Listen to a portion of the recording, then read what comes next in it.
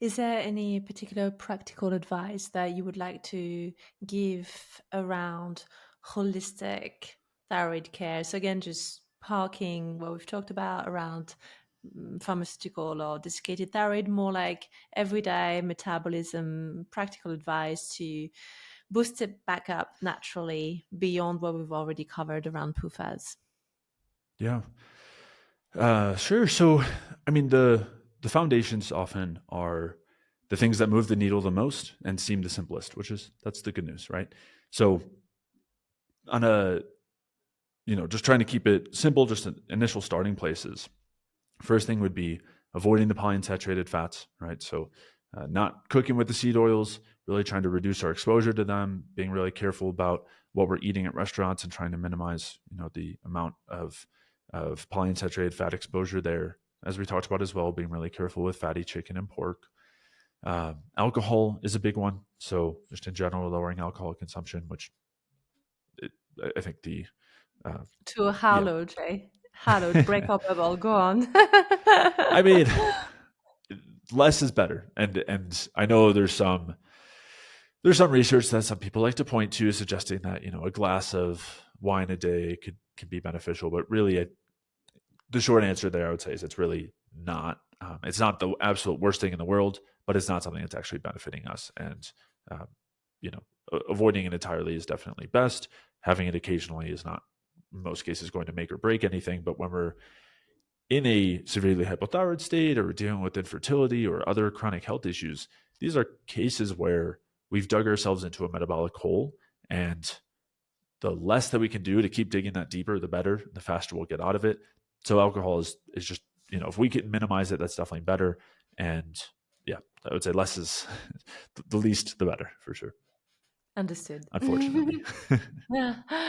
Oh, well, yes. I'm doing this podcast from Bordeaux wine region right now, so you're breaking my bubble just a little bit, Jay. Yeah, my wife would say the same thing. That's her favorite. Okay, next. Let's break more bubbles. Sure. Some of the other big ones are, when we talk about trying to reduce certain foods, I like to emphasize that there's a lot of foods that we want to increase, that we want to be eating more of, that we really want to emphasize. And this would be high quality, ripe fruit and cooked vegetables, root vegetables like potatoes and sweet potatoes. And yeah, fruit being a great option as well from the carb side. And then, animal based sources of protein, the meat that we were talking about earlier, being careful with the fatty chicken and pork. When we're talking about cooking, using butter, ghee, olive oil, coconut oil, those kinds of things, really minimizing the PUFA, making sure we're eating enough and eating consistently throughout the day, not skipping meals. So no intermittent fasting. Yeah, yeah, not something that's supportive from the thyroid side. And we see that in research where intermittent fasting lowers T3 levels. We see it with low carb diets as well that lower T3 levels. So I know that for a number of reasons, these are things that are often recommended for thyroid health, but the reality is that they are digging that metabolic hole deeper. They do have some benefits, especially in terms of the gut. And we talked about earlier how much of an impact the gut has on other areas, but we can have those same improvements in the gut without turning down our metabolic rate, without avoiding the carbs or just not eating. And that's way better for our thyroid function because avoiding carbohydrates, especially, leads to an increase in stress hormones that will decrease the T4 to T3 conversion. So it's something to be very aware of. And so many of the people who I work with have come from that world, whether it's been intermittent fasting or OMAD or low carb diets or just low calorie diets. And they see sometimes overt hypothyroidism, but a lot of times it's the problem with T4 to T3 conversion that they're never identifying on a blood test, but it's very apparent in their symptoms. And then if we get a blood test, we see it very clearly. So yeah, doing the opposite of those, getting a good amount of carbs with our meals, eating consistently throughout the day. It doesn't mean every hour, but having at least a good, 3 meals a day, maybe a snack or two in between if needed, is super important. And Jay, when you say good carbs, of course, we're talking about the healthy kind, but would that also include, in your opinion, grains like sourdough bread, for example? Because I know there is a hot debate.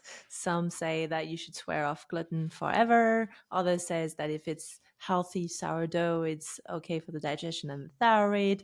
Where do you stand on that debate?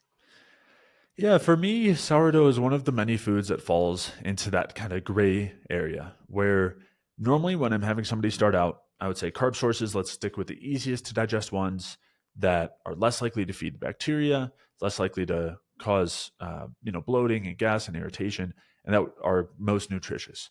Fruit is our best friend there, and then those cooked root vegetables can be really good as well. Maybe some white rice, which has all those anti nutrients stripped of it. But when it comes to kind of traditionally prepared grains like wheat that's fermented, which is sourdough, or sprouted oats or something like that, they fall into that gray area where some people are still going to have negative reactions to them, immune reactions or something like that.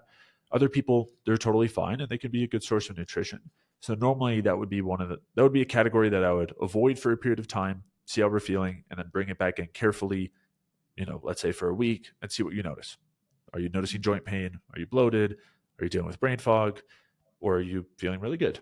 And that can give us a pretty good indication.